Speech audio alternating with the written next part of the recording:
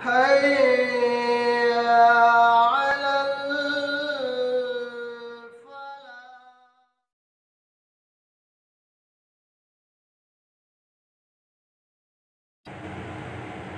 بسم الله والصلاة والسلام على رسول الله وبعد. عن عطاء بن يسار رحمه الله قال سألت أبا أيوب الأنصاري رضي الله عنه كيف كانت الضحايا على عهد رسول الله صلى الله عليه وسلم؟ فقال كان الرجل يضحي بالشاة عنه وعن أهل بيته فيأكلون ويطعمون حتى تباهى الناس فصارت كما ترى. رواه الترمذي. امام ترمذی رحمۃ اللہ علیہ نے اپنی کتاب جامع ترمذی کے اندر اس روایت کو نقل فرمایا.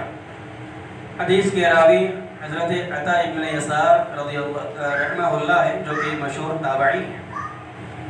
وہ فرماتے ہیں کہ میں نے حضرت ابو ایوب انصاری رضی اللہ تعالیٰ عنہ سے سوال کیا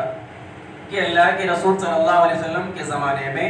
قربانیاں کیسی ہوا کرتی تھیں.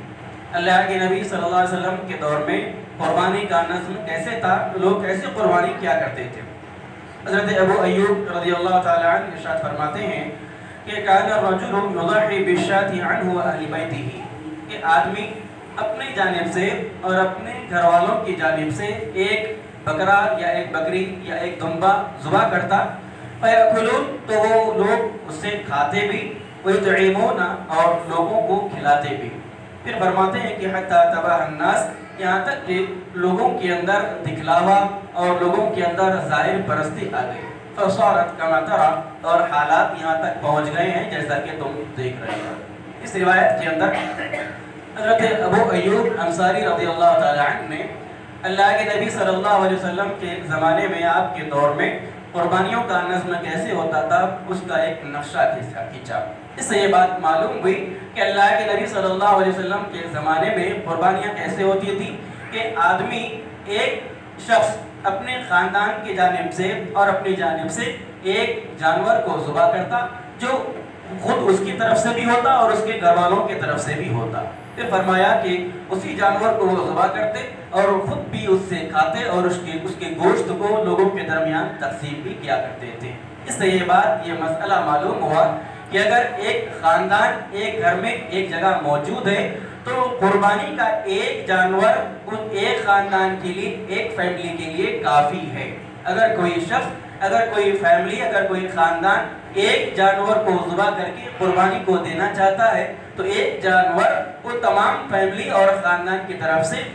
کافی ہو جائے گا اور وافی ہو جائے گا. لیکن اگر اللہ تعالیٰ نے کسی خاندان کو، کسی فیملی کو اگر وسعت عطا کی ہے، مال کی فراوانی ہے، اللہ تعالیٰ نے مال و دولت عطا کیا ہے، تو اگر کوئی آدمی چاہے، کوئی خاندان والا، کوئی فیملی کا ممبر چاہے تو اس گھر سے 2-3 جتنی اللہ تعالیٰ نے اس کو استطاعت اور طاقت دی ہے جانور ذبح کر سکتے ہیں. لیکن جہاں تک کافی ہونے والی بات ہے، وہاں ایک جانور ایک گھر سے، ایک خاندان سے، ان تمام لوگوں کی جانب سے قربانی کے لیے کافی ہو جائے گا. اور اس سے یہ بات بھی معلوم بھی کہ اگر کوئی آدمی قربانی کے جانور کے معاملے میں اگر دکھلاوا کرتا ہے، یعنی قربانی کا جانور کثرت سے کرنا، 2-3-4-5 قربانی کے جانور کو اس لیے ذبح کرتا ہے تاکہ لوگوں کے درمیان اس کا نام ہو، تاکہ لوگوں کو دکھلائے کہ وہ میں کتنا سخی ہوں، میں کتنا مالدار ہوں، میں کتنا اللہ کے راستے میں خرچ کرنے والا ہوں. اس قسم سے اگر کوئی ظاہری اپنے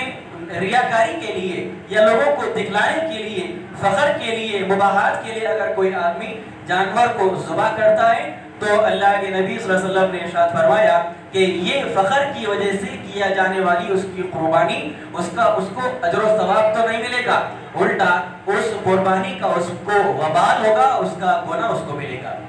کس کا گناہ؟ ریاکاری کا گناہ، دکھلاوے کا گناہ. اللہ کو راضی کرنے کو چھوڑ کر لوگوں کے سامنے لوگوں کو خوش کرنے کا جو گناہ ہے، وہ دکھلاوے اور ریاکاری کے گناہ کے اندر وہ آدمی مبتلا ہو جائے گا. لہذا قربانی کے جانور کو ذبح کرتے وقت دلوں میں اللہ رب العالمین کا تقوی رکھنا اور خالص اپنی نیت کو صاف کرنا کہ میں جو جانور اللہ کے راستے میں قربان کر رہا ہوں وہ صرف اور صرف اللہ کی رضا، اللہ کی خوشنودی کو حاصل کرنے کے لیے، چاہے آپ جانور کتنی ہی ذبح کریں یا ایک جانور کتنا ہی مہنگا آپ لیں، وہ آپ اپنی حد تک رکھیں، اس کو فخر کے لیے، مباحات کے لیے۔ سوشل میڈیا کا زمانہ یار، نیکیوں کو برباد کرنا بالکل آسان ہو چکا ہے۔ ایک فوٹو کلک کریں، سوشل میڈیا پر ڈال دیں، اس کی قیمت، اس کی حیات، اس کی تمام چیزیں اگر ڈال دیں، آدمی کی نیکیوں کو برباد کرنا آج بالکل آسان ہو چکا ہے۔ لہذا اپنی نیکیوں کی اصلاح کرنے کی کوشش کریں اور اپنی نیکیوں کے اندر اپنی نیتوں کی اصلاح کرنے کی کوشش کریں، اور ساتھ ہی ساتھ جو نیکیاں ہم کرتے ہیں ان نیکیوں کو اللہ کے پاس سنبھال کر رکھنے کی فکر اور کوشش کریں، ورنہ اگر ہم نیکی کریں گے، اپنا مال خرچ کریں گے، اللہ کے راستے میں کرنے کی کوشش کریں گے، لیکن اگر اس کے اندر ریاکاری اور فخر و مباحات کی اگر کوئی چیز ذرہ برابر بھی آ گئی تو اللہ رب العالمین کے پاس ایسی کوئی نیکی انسان کی اللہ کے پاس قابل قبول نہیں ہوگی، بلکہ الٹا انسان کے اوپر اس کا وبال ہوگا، اس کا گناہ ہوگا، اور جو نیکی سمجھ کر انسان کرے گا